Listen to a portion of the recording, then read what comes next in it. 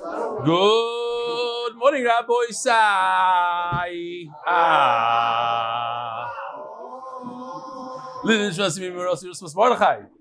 Just want to read a couple names here. Well, more than a couple. We're at 4600 Daf. Avrami Leibowitz. Good morning, Avrami. Good morning, Avrami. Yehuda Ludmir, I think his name is. I'm saying about Pes, 70 Daf. Because he's in a different part of this chart. Moshe Rifkin, Mordechai Kamiansky, Yossi Verman, wow. Jack Werman, Nathan Erez, Stephen Rand, Mori Rasby, Yisrael Manderer, Avram Dobrov, Yosef Kapilovitz. Ooh, 28 Daf. No, Avram Dobrov, 28 Daf. Ariel Zirkiev. Who else? Josh Zelig, David Sultan, David Carno, I think it is. I can't read. Carno, Yosef Korn. Oh, that's his name? David Carno, Shkoyach, Gedalia Waldman.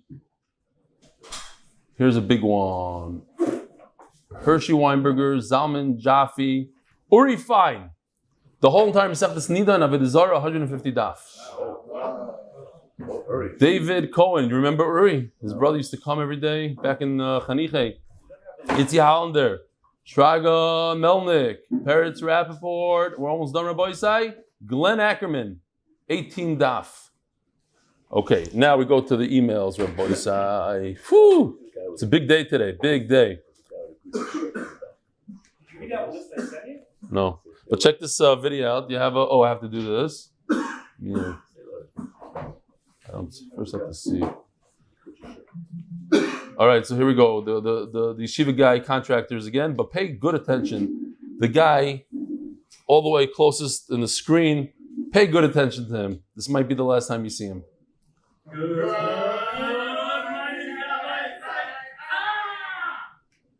Givaldic. Okay. Unfortunate situation happened, but we'll get into it in a few minutes. In a few minutes, we'll talk about it. Dear Melly, I have a video proof of the whole ma'aseh. A customer of mine, J.B. Jacobovitz, was on a flight to Fort Lauderdale. A bunch of yeshiva guys started from the front of the plane. There's a lot of yidden on the plane. They started from the front of the plane. Great story. And they went through the entire plane asking people if they want to do the daf with rebelli. And if they want to put on tefillin. No, that was I get a free Gemara. The phenomenon that you started is like nothing else. Yaakov Lakin Shkoyach. I thought it was great. David Feinberg. He's in the house today, believe it or not. Where are you, David? We miss you, by the way. I know you just love having your stories verified and corrected, since my wife is a friend of the subject of the Sheitel story that you referenced on Motzi Shabbos, Daf 980. Yeah, I think we made a little bit. I took it off the Or Merkaz, where it said we already got to 1,000 days, but it's not 100% accurate. We got to go with David when it comes to the stuff. I referred again in day 983. Kitzer, this is how the story really went down. And this is like the story I keep on saying, that a guy said, when you returned the broom I lent you, you returned it broken. He said, first of all, I never borrowed a broom from you. Second of all, when I returned it, it was fixed.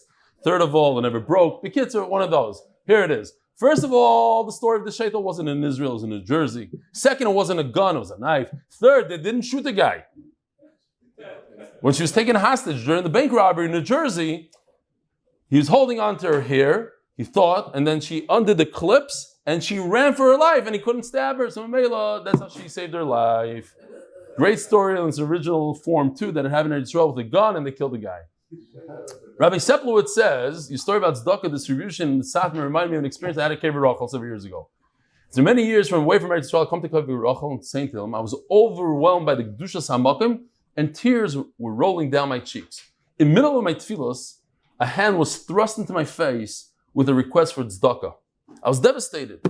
Why couldn't he wait until I finished davening? He killed my kavanah, and now I couldn't get it back.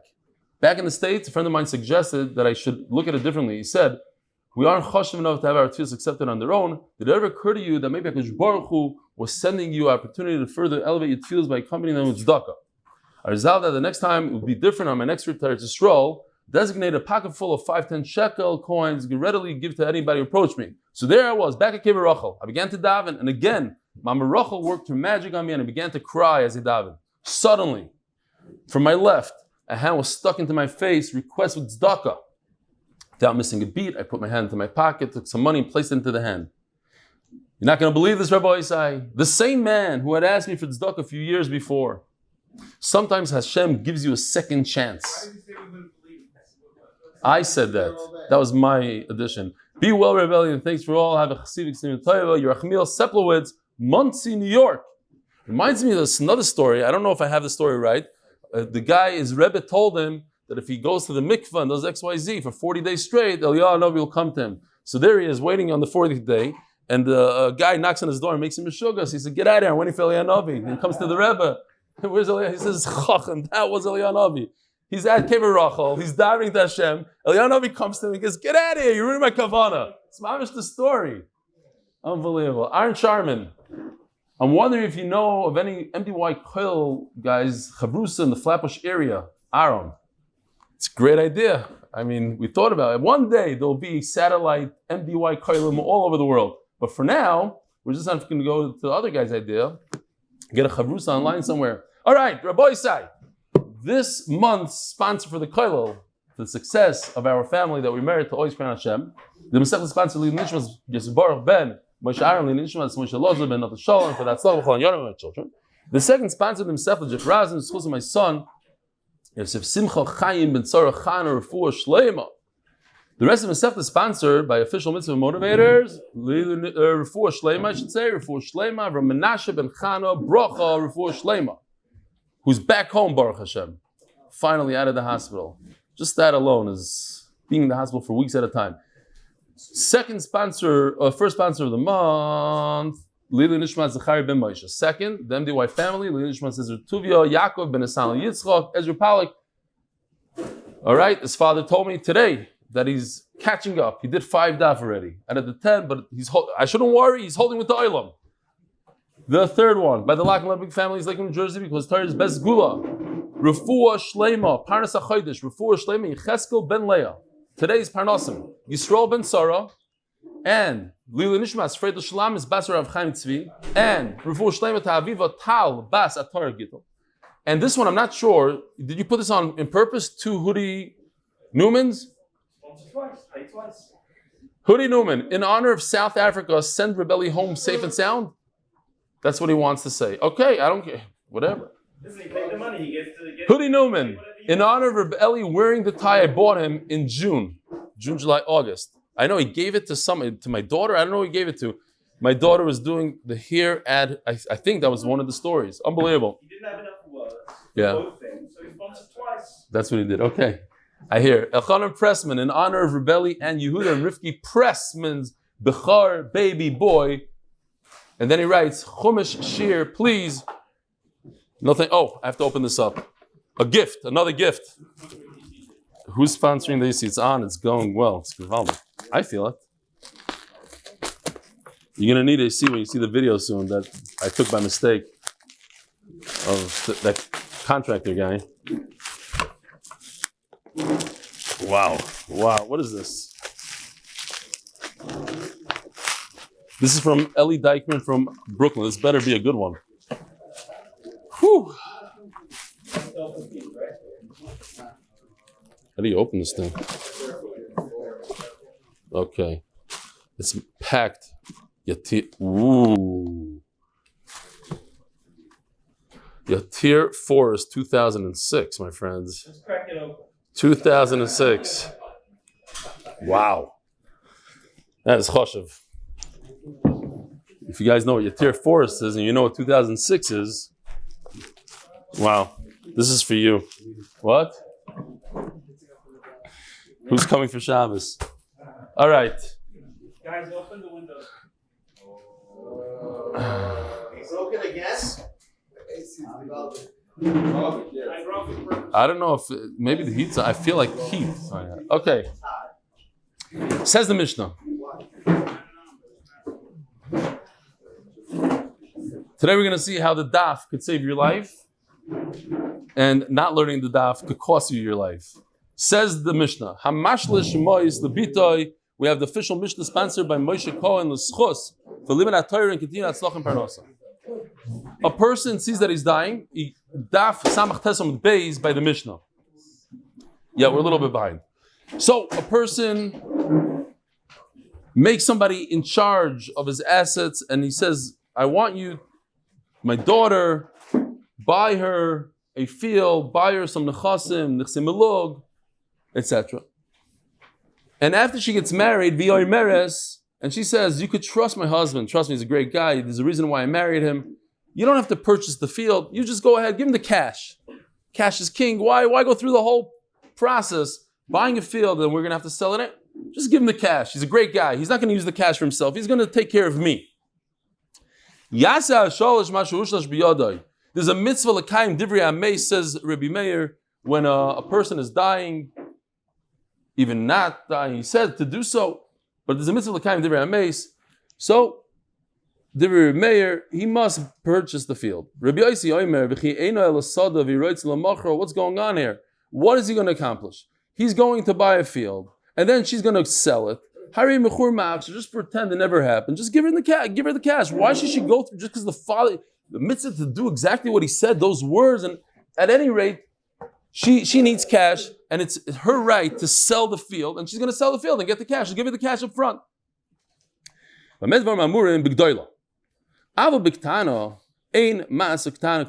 should know that a ktana can't do anything, and the Gemara is going to explain what this is referring to. Torah. So basically, it seems like this is the same case that we just learned, just a different wording, and he's telling a third party, another guy, take care of my daughter, I'm leaving this world, take care of her, buy her a nice field, so that her husband, the chassan, should also benefit from it. Now, it's not directly to the son-in-law, it's more to the daughter-in-law, but the Gemara calls it, to the daughter, but the Gemara calls it a son-in-law. Here's a trustee, take care of my daughter. Says the Gemara, You never know how quick we do it, No, actually, we went pretty long today, we're waiting for you. Forget the field, forget everything, just give him the cash directly. Why should we go and pay brokerage fees and we're going to lose money on the whole thing? Just give him the money. If she's married, she can do whatever she wants, she can take the cash. If she's only engaged, so over here we're saying enough kamina between Erison and Suin. Reb Meir says the difference between being married and not being married. If you're not married, just a kala, there's Erison, there's a ring, but you're a kala. You have to listen to the trustee. Whatever the father told the trustee to do, trustee does. Okay, so here's the chart for a second. Machlokes Rabbi Yossi and Rabbi Meir. According to Rabbi Meir, it goes by marriage and not marriage. So if you have marriage, it's green box, check. She gets the cash. If they're only engaged, no cash, red box. Rabbi Yossi is going to say it's dependent on the age. G'dayla is good, she gets the cash. Tana not. Okay. Rabbi Yossi Omer, Hagdayla ben Menasum ben Menairison. Doesn't matter whether she's married or engaged. Her shus biyada, she can tell him, don't buy the field, I want the cash. Ktana ben Menasum ben Menairison. But if she's a ktana, Yasa Shosh Mashush Liyada, it doesn't even matter if she's married. Ask the Gemara, my benayu. What is the difference between the two shitas? Now take a look at this chart. Take a look at it. And now we're going to show you one option. We're going to take one out of each shita. I'm going to go like this. Tana. But she's married, according to her mayor, since it has to do with married and not married, so she gets the cash. According to Rabbi Yossi, it has to do with the age. Since she's a ktana, she doesn't get the cash. That's one option, says the Gemara. And Rabbi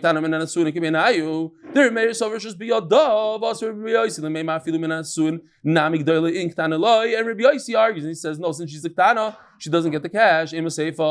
But that doesn't flow well with the rest of the Mishnah. Because the last line we had in the Mishnah, it says, that a ktana doesn't have the right to purchase, do anything. Now, who said this line? If it's Rabbi Yossi we're referring to now, that you could already decipher from the beginning of the Mishnah. The Amar Rabbi Yossi, in the Mishnah, what does Rabbi Yossi tell Rabbi Meir? Why should you force the trustee, the shalish, to purchase a field? Then she's going to go and sell the field and take the cash, give her the cash directly. Who's going to sell the field? She. How could she sell the field? How old is she? She must be a g'dayla. So you see that we're talking about a g'dayla.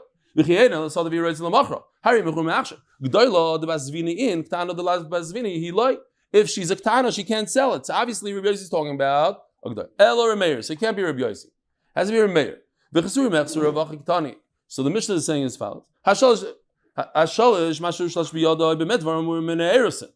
The shalish has to do what the father tells him to do only if, according to her mayor, depending if she's a married woman or not a married woman. So mina erison. When she's married, she could demand the cash. B'medvar mamurim bigdayla. So now the Gemara is saying that there's no nafkemina between the two of them, Rabbi Yossi and Rabbi Meir, if she's a ktana. If she's a ktana, according to everybody, she doesn't get the cash. So then what is the difference between the two of them?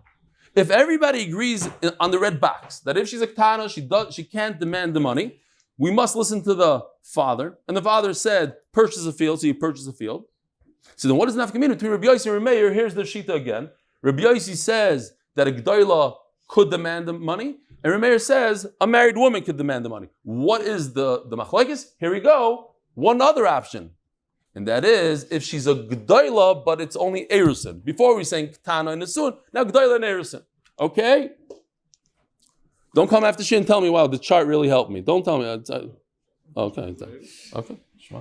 No, I'm just talking to Mendy. We have a private thing going on. Yesterday he told me the charts were good. Sometimes yes, sometimes not. Zok to Gemara. Fine. So that is the nafkamina. That what? Since she's a g'dayla, according to Rabbi Yossi, that's all that matters to us, and she could demand the cash.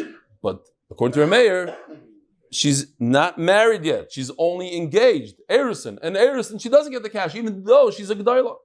Fine. Itmar review the Omar Shmuel halacha kir Rabbi Yossi, that all that matters to us is whether or not she's a g'dayla. Rav Nachman halacha kir mayor. The halacha is like your mayor, that all that matters to us, not this one, is whether she's married. Why? Because mitzvah l'kayim divrei hameis. Rameir holds the mitzvah l'kayim divrei hameis. Says the Gemara, unbelievable story. Ilfa, there's a Tana called Ilfa. Tola nafshei biskari the mechusa. I don't know if he's probably an Amar because he was together with Rabbi. So the Gemara in Tainus, Rashi brings the Gemara, not the entire story, but a fascinating story that Rabbi Yochanan and Ilfa were very, very poor. They didn't have anything. So decided to leave yeshiva, go to work. So they went to work. On the way, Rabbi Yochanan hears Malachim saying, let's kill them too. Why? Listen to this lashon. We could make fun, we could answer this lashon as ever we want, but it's a Gemara. It says, Shemanichem chaye olam haba va'oiskim b'chaye shah. They're leaving the eternal revenue of Torah and trying to make a couple bucks in this world. Unbelievable. We got to kill them. They're going to work. Who leaves Koil to go to work? Got to kill them. Rabbi Yochanan turns to Ilfa. He says, did you hear what just happened? And I'm missing a piece here. I think he heard, that one of them is going to make it big. One of them is going to be a big Rosh Hashiva. So he turns to Ilfa. He says, no, did you hear? Ilfa says, no, what are you talking about? So Rabbi Yochanan realized that he's the one. So he said, I'm going back to yeshiva. He went back to yeshiva. Later on, Ilfa shows up. So they told him, what a shame you didn't come back. You're the bigger Talmud Chacham than Rabbi Yochanan, and you would have been the Rosh Hashiva had you come back. So Ilfa got on to a sail mast. Those giant, I have a video of it. I can show you what he did exactly. Here's a mast, right? He went onto this thing and he said, what are you saying? That I went to work and I don't know how to learn? I remember everything. Fahermi, if there's anything that you could ask me that I don't answer, if I don't answer, I'll jump and I'll drown. That's his lashon. It's a very, very strong lashon. Here I found this video. I thought it would be interesting just to show you the height of this thing.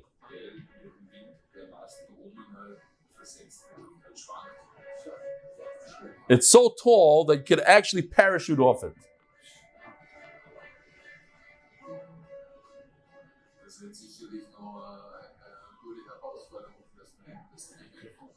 You saw enough? Many saw enough. Hold on, this is the best part though. Is that you? They asked the Makashi, didn't know the answer. Okay.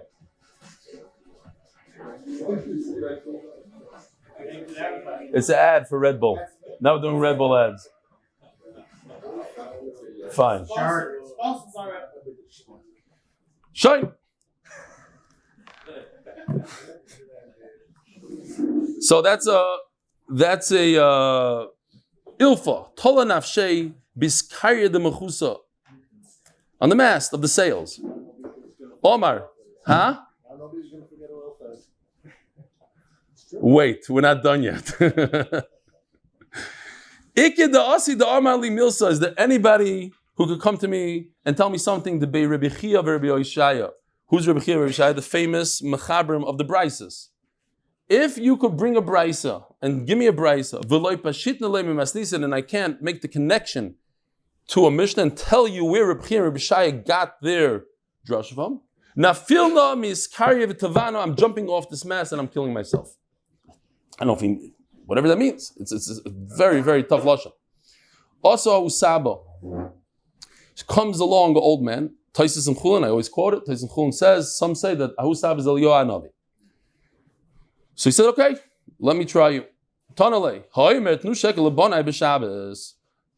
A guy says, give my sons every single week, they're ktanim, they're youngsters, give them a shekel is a half a selah. We saw what a selah is. 4 dinarim, 2 dinarim is 1 shekel. A half a selah. Give them every week. Here's all my money. Give them a half a selah. Now the prices went up. He didn't realize when he died. Prices are going to go up. Later, maybe 2 years later. They're only 10 years old. 2 years later, you can't afford. You can't buy inflation in America. You can't buy anything with that. So what do you do? Nice selah. He didn't mean starve my kids to death. He meant give them a normal allowance. It's not enough. Give them a little bit more. But if he told them, before he said give them, now he says don't give them. Before he said give them a half. Now he says don't give them more than this. That means he's putting a limit. Only a shekel. And who's going to support them now? Tzedakah. So what if a guy dies and says, a guy says about himself, he's dying and don't use any of my money to bury me. I want the money. We don't listen to him. You don't say tzedakah should pay for his funeral. He has money, pay. So over here also, he has money, give the kids. Says Rashi, no. A person on himself doesn't have the right to go and take from tzedakah. But a person for his children, he has the right to give all his money away. And that's basically what he's doing. Give it away. Let tzedakah deal with it. He says specifically that if his children die without children, says Rashi, there's nobody to inherit his own children, and I want, as a backup plan, all my money to go to so-and-so, to that shul, to that organization, then, even if he says a lashon, give my children, you listen exactly to what he said because he wants the leftover to go to that organization. Omar le ha-mani. Ask the old man, who said it? I'm asking you. I'm daring you to jump. If you don't know the answer, you got to jump. He says, Remeir. He answered. It's Remeir. That the guy has to listen to exactly what the father says. The shalish. Now, I have a video here, Rabbi Sai. A very unfortunate situation. A guy just did this to me yesterday. I was going by here in the neighborhood. He played a trick on me. Here we go. Don't try this at home. Good morning, Rebelli. Otniel, it's very good that you know good morning, Rabbi. It's beautiful. I mean, it's one of the ikrim in the daf. But when are you going to really learn Torah? When are you going to come do the daf? I don't need to do the daf, Rebelli. A daf is for Amirati. I know the entire Torah. You can ask me what do you want. I know the answer. About Torah, ask me everything. If not, I'm not.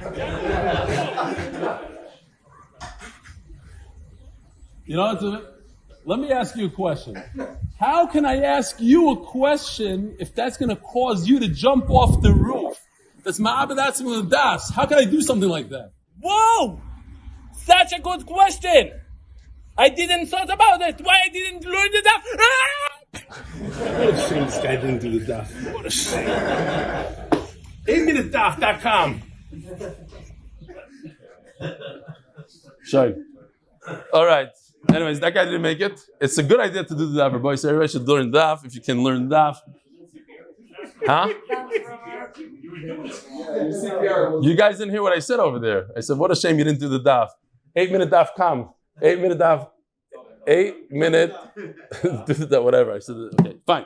Yishkoyach Yosef. I have to say Yishkoyach because last night at 1 o'clock in the morning, I asked him if he could put on the subtitles. He said he's basically sleeping, but yes, he'll do it. And like an hour later, he sent it to me. So it's not Pashat Yishkoyach Rabbi Yosef. Okay.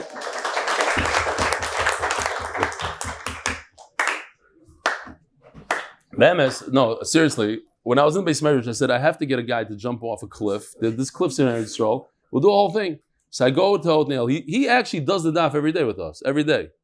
This guy. So I said, I told his brother, my chavrus, I said, if I ask your brother to go up north, he won't even hesitate. He'll go right now to do it just for the shear. So I come in there, I said, Othniel, he's a mamash mill working, mixing cement, the whole thing. I said, I need to go up north to do a thing. He goes, I'm in. Where? Right now? I said, now. Okay, let's go. He tells the chaver, let's go. And then as he's leaving, I'm not joking, as he's leaving, he was going to drive 5 hours to video that. I said, you know what? Maybe just do it over here. We'll cut it a little bit so it won't be perfect. Okay. Anyways, Shkoyach Reb Othniel. He's still alive and well, and he does the daf. Zoktim Mara. Oh, so we're over here in Daf Ayin. So, yeah, I'm not sure exactly what's going on. The Rebbe Meir here. Oh, we stopped in the middle of a line. Rebbe Meir, the Omar Mitzvah Lekayin Divrei Hameis, that if the Shalish, you tell a third party, buy a field, he must listen. Omar Rav Chisda Omar Rukva Hilchasa Bein Shomar Tnu Ubein Shomar Al Titnu Noistin Lahem Kol Tzarkan. It doesn't matter what lashon the father used. If he said in the positive or in the negative, give them money or don't give them more than an X amount. You give them whatever they need. Hakaimelon asked the Gemara, but we paskin alach Rebbe Meir Dama Mitzvah L'Kayim Divrei Hameis. He says Mefurish, give him X amount. Hanamili b'mili achrin niyasa and other things. There's before I forget the famous Maisa. I forgot what wealthy person. Let's call him, I don't know, Rockefeller. Okay, fine, because he wasn't. A big Gvir said, I want you to bury me with my socks on. A famous Maisa. Not a true story. So let me tell you not the true story. So there's a very wealthy, not true story guy who said, I want to be buried in my socks.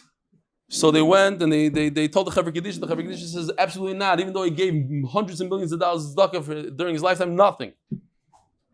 And then they opened up the tzava later on because he said not to open it right away. And it says in tzava, you see, you can't even bring a pair of socks to the next world. Do the right thing. But anyways, here, Mitzvah L'Kayim Divrei Hameis. So it's on the socks, you listen to him or you don't listen to him. The Milah Achrin Yasa. Al Baha, Menach Nichalei. He wants his children to have food. He doesn't want to starve them to death.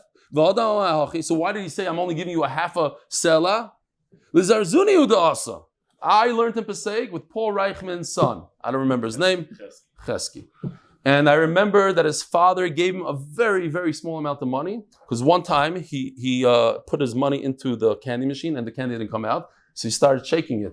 I was like, Chesky, come on, no, Bamis. Put another, So he explained to me, he says his father puts him on a very tight allowance, Olav Shalom, Paul Reichman. Then he was worth billions of dollars, and this is in the 80s, in 1987 or 8. And he told me that his father had a jet parked in Newark, but his father made him take a commercial airline home, even though he could have gone on his father's jet. You don't go on, that's what he told me then. Bill Gates, Marshall, it's famous. He gave his kids $10 million each. He's worth $130 billion. He gave $10 million. He said it's not good to give your kids money. He's basically not giving them a Yerusha. Maybe now with the divorce, things changed. I don't know. But back in the day, $10 million each. You don't want your kid to sit and then just trust fund baby and not do anything. You want them to work hard. Not awesome.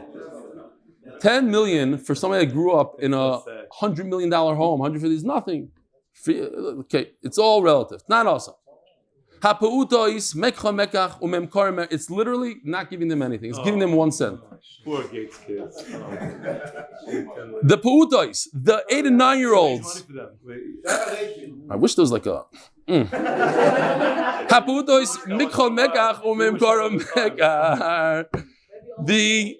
The 8 and 9-year-old children, when they sell something, they go to Makolet, a nest for this halacha. They go to Makolet, they could buy candy, they could buy you bread and eggs because of this halacha. Very interesting Rashi. Tell me how you learned this Rashi. Rashi says, 4 lines down, when it comes to real estate, it's a whole different story. They can't be 8 or 9 years old. Until they are, let's say, 13 years old. What does Rashi say a second later? Which one is it? 13 or 20? So l'chayr, what it means is Birusha. When they inherit property, they can only sell it when they're 20 years old. I hear what you're saying. Yeah, there's... Okay, fine. Says the Gemara. So that is metaltalin. Omer Rafram. If there's nobody in charge of these kids, then they can't sell and buy anything, even metaltalin. Mimai, bidiktani, I'll prove it to you. The Gemara doesn't like this proof, but what's the proof? From our Mishnah. The last line in the Mishnah of a biktana, a youngster, a masiktana klum, she does nothing. So the Gemara wants to say that you see from here that a ktana doesn't have power even to buy metaltalin. Says the Gemara, no, there's no raya from our Mishnah. Our Mishnah is talking about that he put a trustee to do one specific job. Go buy property for my daughter. But over here, what's the whole point of apotropos? To make sure that they're alive. Make sure there's food on the table. It's a day-to-day job, apotropos. So the apotropos the father doesn't care if they go to the makolet and buy stuff. This is normal to sustain themselves. So it's different. Okay, listening, but the Gemara has a problem with the lashon. Al b'ktana yaseh shalish mashush b'yadai. Ma a ma'asektana klum. A ma'asektana klum is a very strong lashon. Seems like in all situations. Shema mina afilu ba'alma. Not only when there's a trustee, but even when there's apotropos, ein ma'asektana klum. That's what the Gemara says. Perhaps that's the pshat. And with that, we finish the perek. Hadran alach b'tzias isha. Hadran alach b'tzias isha. Hadran alach b'tzias isha. Hamadras ishtoi. So now we're talking a little bit about Nadarim, a few daf about Nadarim. A lot of times we find that, like at the end of the Masechtas, unfortunately we're coming to, not really an end, November's the end, but it's such a beautiful Masechta. We're giving a little bit of a teaser of Nadarim. And being that we're talking about a teaser of Nadarim, I want to lay it out there that we don't have a sponsor yet for Masechtas Nadarim, and it's going to print very, very soon. So anybody who wants to donate, 5, 10, 20, 30, official money, 100,000, whatever it is, we're looking for sponsors, be'emes, and it's a tremendous, tremendous zchus. What's the cost? The cost is $30 per gemara. That's what it costs us. We have to pay Art Scroll, and we have to pay for shipping.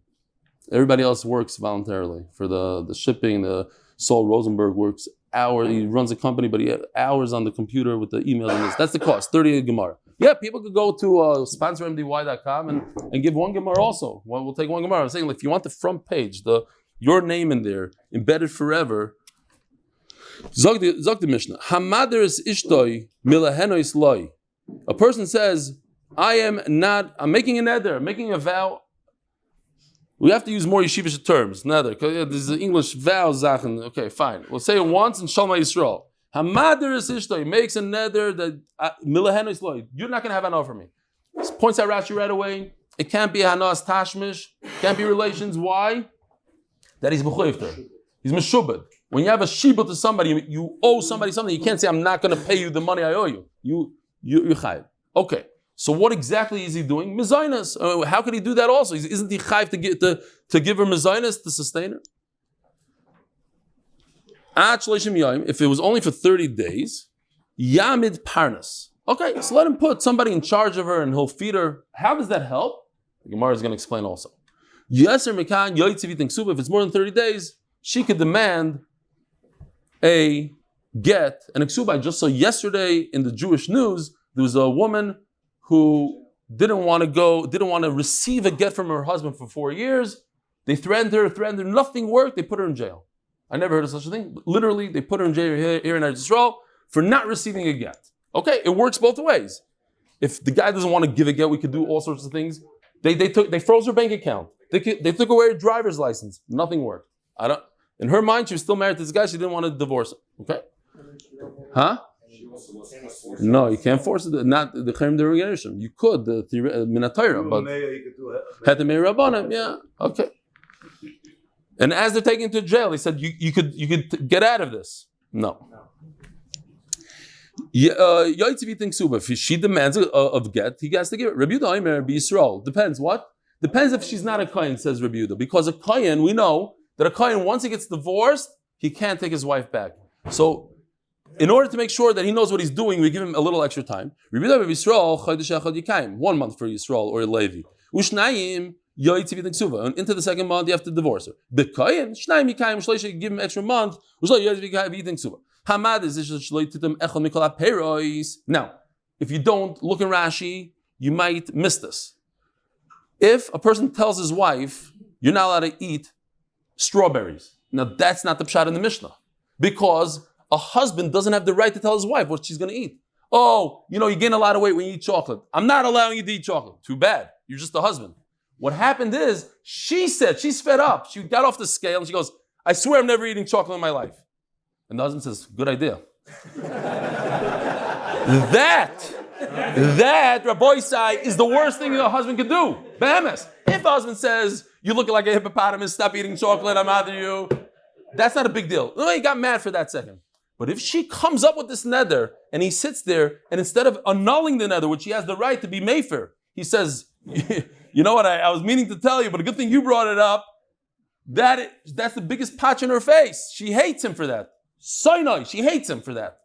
And for that, she gets divorced that minute. So again, Nachamol, the lashon in the Mishnah seems like he's making the neder. No, she's making the neder. He's just being mekayim the neder. And the same thing would be in a minute. Rabbi Yisrael, he has 1 day. Shnayim Yosef, the second day he has to be Moitzi. If it's a 2-day neder, Kesubos. So he asks the question, Rabbi Shalom, she could withstand. She doesn't have to eat chocolate for 1 day, Nebuch. So why get divorced? Because she feels he hates her. It's not about the chocolate anymore. It's about his attitude. 2 days, it's up to 2 days. Again, the same idea. She says, I'm never going to put on perfume. I'm not going to use deodorant. Any type of deodorant. Oh, if she's poor, she doesn't have perfume anyways. It's an expensive item. So it's only if he does it forever. But about Shirois, Shloishim Yom, it's enough if the nether is a 30-day nether, divorce. Says the Gemara, since he has to give her mizaynas, he has to support her. Why does he have to support her a boisai? Because he gets her ma'aseh yadayim. So since he's mechuyev to support her, how can he make a neder against something that he must do?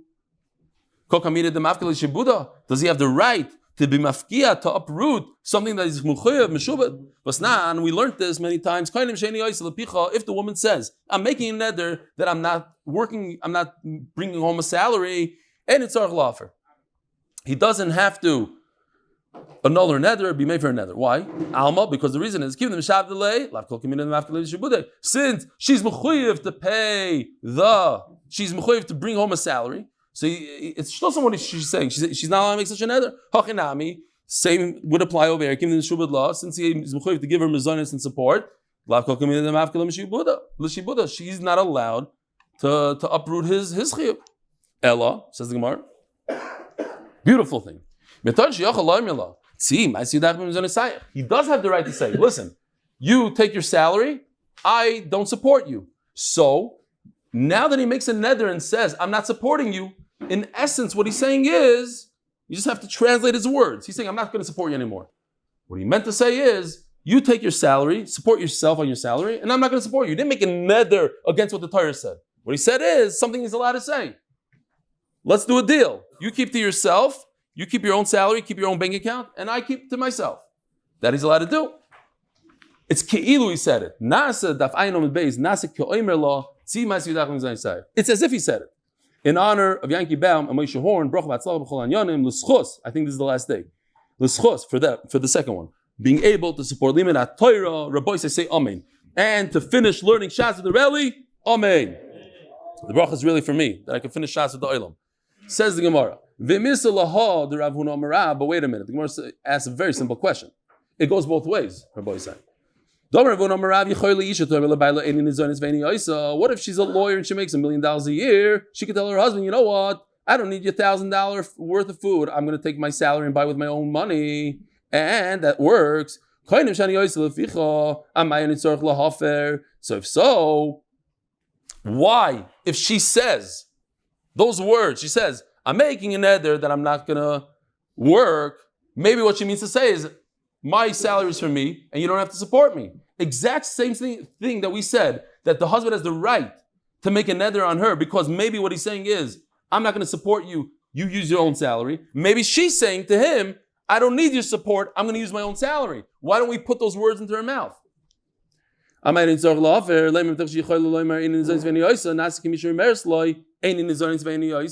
as if she said, I don't need your food, I'll just use my salary. The first word on the psalm, it says, it's as if, don't say it's as if, he said that you don't work and I'm not going to support you. He actually said it. He said, you use your salary and I'm not supporting you. And then he made a neder. And by the way, I'm making a neder that I'm not supporting you.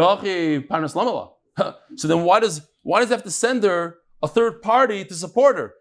He told her, use your salary. So she's using her salary. She doesn't need support from a third party. Because she only makes 50% of what she needs. So if she doesn't have enough money, she doesn't earn enough money, so then how can he make a neder and say, I'm not supporting you?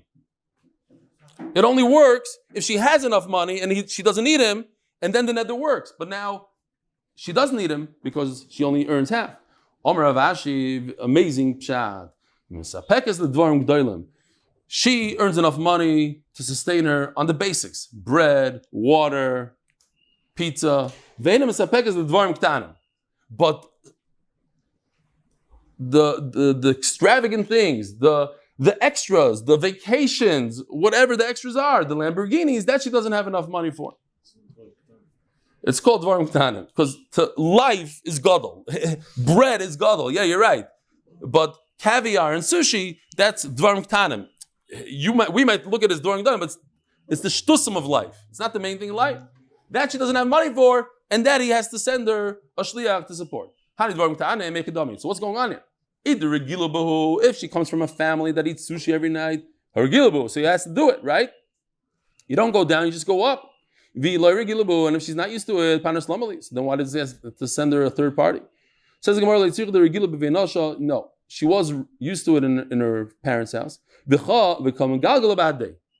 She's moichelim. She rolls with him. She says, you don't eat sushi every night. Fine, I want to be married to you. I'm okay. I'm moichel you. Until this point where you didn't make a neder against me, I'm willing to roll with you. But now that you're mean to me, you hate me, now I do demand that you give me what I was used to. There's a beautiful taisus here. We'll go into a different time. A chiddush in this whole Malin and Yardim, it's dependent on the husband's family. Not doing okay, fine. Now, after 30 days, if it's a neder that's more than 30 days, he has to divorce her. What's 30 days? Says 30 days, nobody knows about it, so she doesn't have an embarrassment from it. She doesn't want people to know that her husband's so mean to her and that he has a third guy that comes and drops off food every day. It's terrible stuff. She doesn't like that. She wants a divorce. Okay, so until now we're talking about he made a deal with her. He said, right, you earn your money, I'm not going to give you parnasa, but if it's more than 30 days, and there's a third guy that brings her the extras, the dvarim ktanim, fine. Another pshat. What happened was, he made the neder when she was engaged. MMA law, it works. He doesn't have a chiyuv yet to give her the food, because she's only arusa. As the Gemara, arusa mi Islam mizana, but there's no mizanis at all. What's going on here? Says the Gemara, she gives Mavali Nisu the first mission in Kesubos that they were supposed to get married, but they didn't. And Memela is Chai, but she's not a Nesu yet. This now he gives Mavali Nisu. If the time to get married came and went, so she starts eating truma, and she gets supported from the chasan. And why 30 days? The guy that's in charge of her and dropping off food, after 30 days gets sick and tired of it. So Mela demanded divorce. Another pshat. Shidirok Shiarusa Venises. The neder happened when it was able to be chal, when she was arusa. But then she got married. Ask the Gemara, how in the world did this woman get married? How does she get married? She knows that at the moment she gets married, she's going to be married to a jerk who doesn't want to support her, doesn't want to have anything, no enough from him. Can't have anything from him. So why in the world did she get married? And if she did get married, that means she's okay with it. She's an abused woman who's used to that kind of stuff. So how could she demand a divorce? She agreed to it. She knew what she's getting herself into. Says the Gemara, the Amra Kisvurani Shani Chayla Lekabel. She thought that she could deal with it. I realize I need to eat a little bit. She thought she could go through life without eating. She'll get used to it, not eating at all. And then she realized, hey, I can understand if a guy has a terrible mum. Okay, she thought she could live with it. Now, there's a quick joke that a guy was on a date, and every date he came with his earmuffs. So like after 3-4 dates, the girl's like, what's going on? She says, listen, I have one very, very large ear. If you promise me that you're not going to laugh, I'll show it to you. She takes off like one of his earmuffs, and she bursts out laughing. She rolls on the floor. She says, you know what? Because you laughed, I'm not going to show you my large ear. Okay. I go about him. She thought she could live with such ears. And then it came back to bite her. It hurt her. So when my kids got married, and I told them this when they were dating, and I think it's good advice for everybody that's dating, people don't change. And if it bothers you on a date, it's probably going to bother you for the rest of your life. And you're not going to change that person. You're not going to make them not have a temper and not this and go on this diet and this. It's not, that stuff doesn't work. So if it bothers you today, you have to understand you're going to have to deal with it for the rest of your life. People fool themselves. They say, no, I'm going to get married, put him on a diet, he's going to be in the gym every day. No, it doesn't work like that. Okay. Something more. Should we go weiter? To finish the thing. Hello, machvarto k'deshaninon mikara. Oh, that he gave her nether. We're talking about see my sidachim was in a sayich. He made a deal with her. You work for yourself. You take your own salary. She earns money, but not enough. So you have to have another person. Shalom Yisrael. Rabbi Isai, have a wonderful day.